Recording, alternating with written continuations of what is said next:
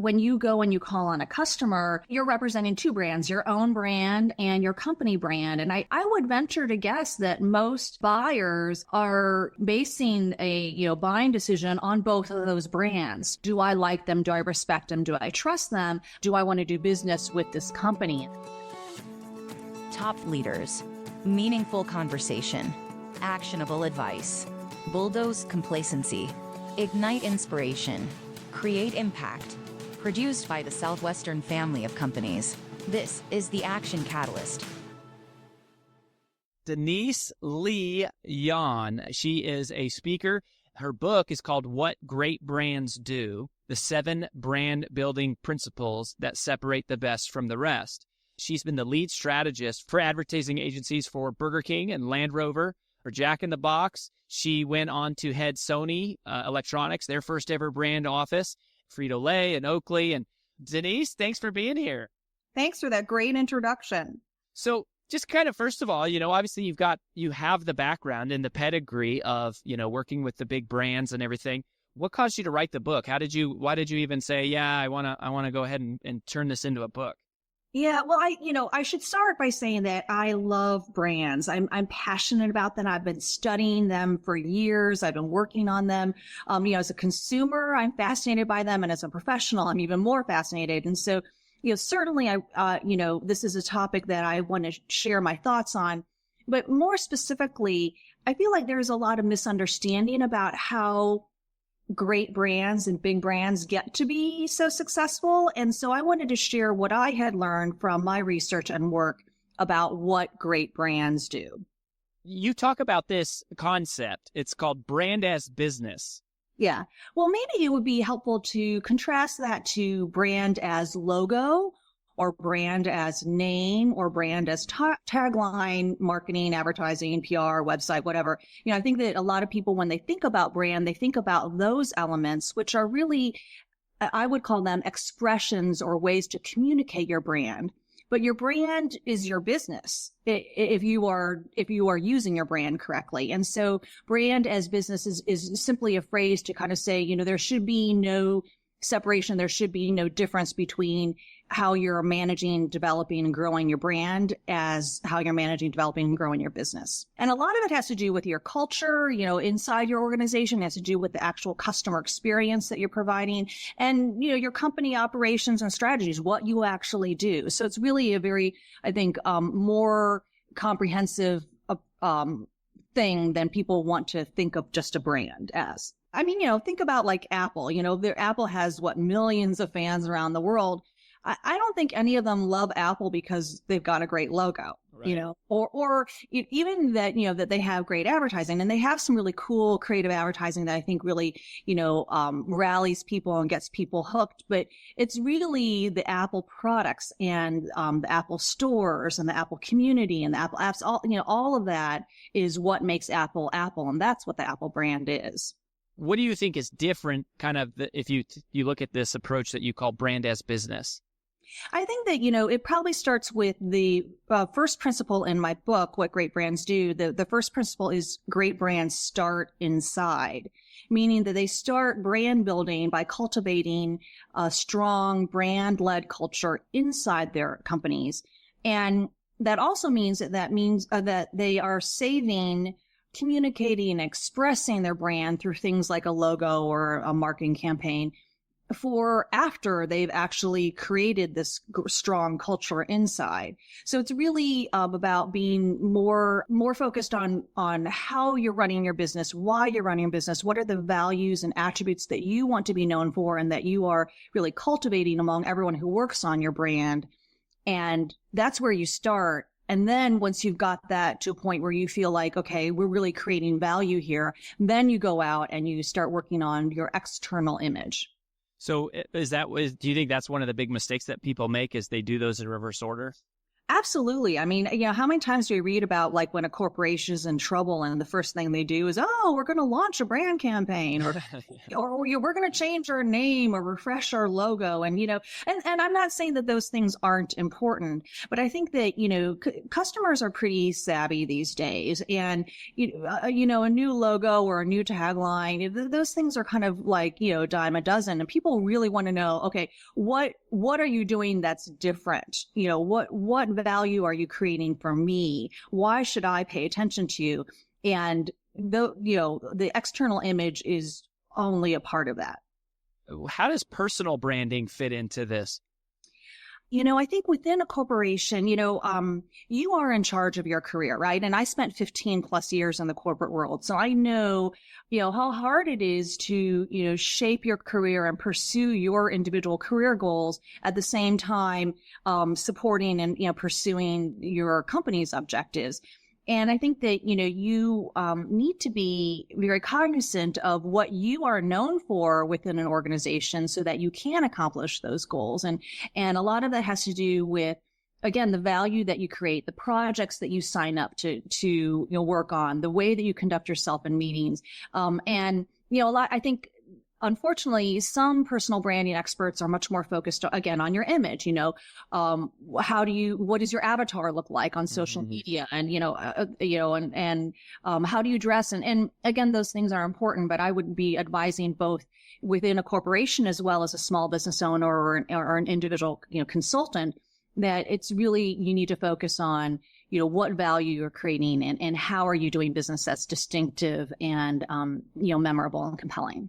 And, and as a salesperson, I think that when you go and you call on a customer, you're not only, you're representing two brands, your own brand and your company brand. And I would venture to guess that most buyers are, basing a, buying decision on both of those brands. They want to know, is this person that I'm sitting, across the table from, do I like them? Do I respect them? Do I trust them? But then, and then in addition, do I want to do business with this company? And so it's really, I think, the combination of the two that makes a very powerful sales presentation. I'd love to hear like an example of some companies where you go, here is somebody who had a very weak brand and it was not going well. And then they did this and this and this and this, and it changed. Mm-hmm. Well, I'll talk about one of my clients that I worked with a while ago. And so I think I can speak fairly freely about them. And they're a public company. It's a fast food chain called Jack in the Box. Mm-hmm. And I would say that when we started working with them, they had the image that they had created from their television commercials. So Jack in the Box has this CEO character, Jack, who's kind of like a kick butt, fun, funny, bold, convention breaking kind of CEO. And these advertisements, I think, really created this personality that people liked. But there was a very big disconnect between that image and what you would actually experience in the store. Mm-hmm. In fact, I think the executives would agree when we started working with them, the other stores were somewhat dirty, somewhat slow. Service was inconsistent. Probably inconsistency was probably their biggest problem. They had definitely had bright spots, but they also had a lot of problems. And so the work that we did, we certainly helped them refine their positioning and really kind of focus more on their positioning. But more importantly, what we did was worked with every person who worked on that brand, from, the executive team to the corporate departments to the franchisees, both the master franchisees that own hundreds of units as well as the smaller franchisees, sure, and then the restaurant employees, all to understand what is their role in interpreting and reinforcing the Jack in the Box brand. And, there was a certain positioning, a certain personality, values, and attributes that they wanted their brand to be known for.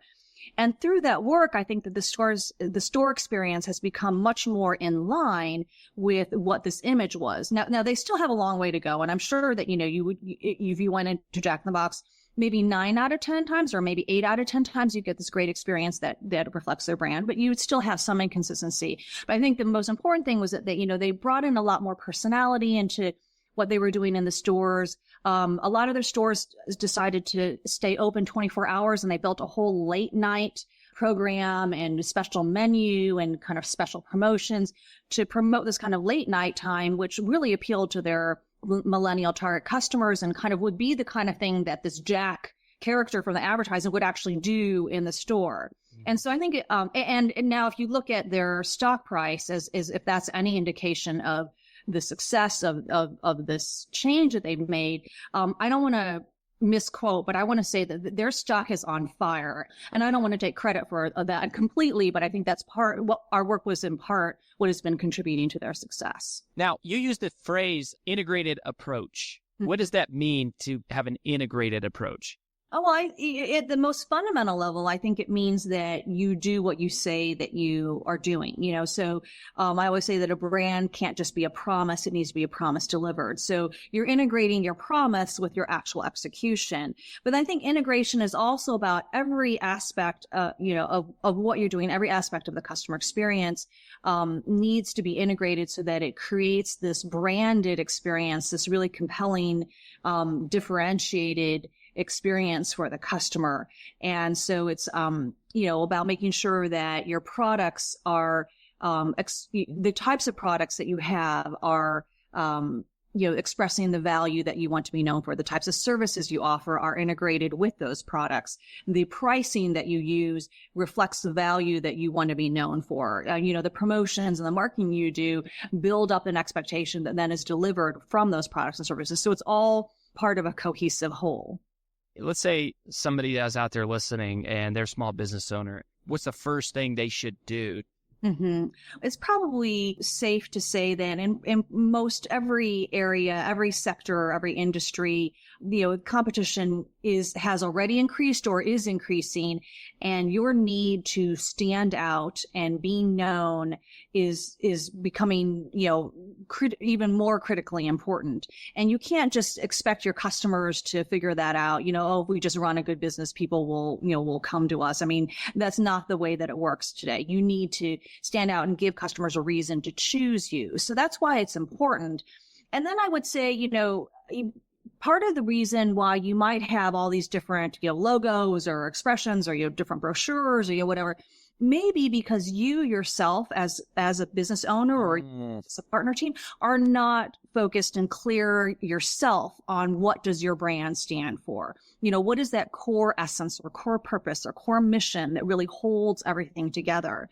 And so I think you need to spend some time, and it's not something that is, it takes a long process, and it's not something that you even really need to spend any money on, but you need to do some very, serious like introspection and strategic planning on what is it that we want our brand to be known for, and very clearly articulate that. Don't assume that people just get it or people know it.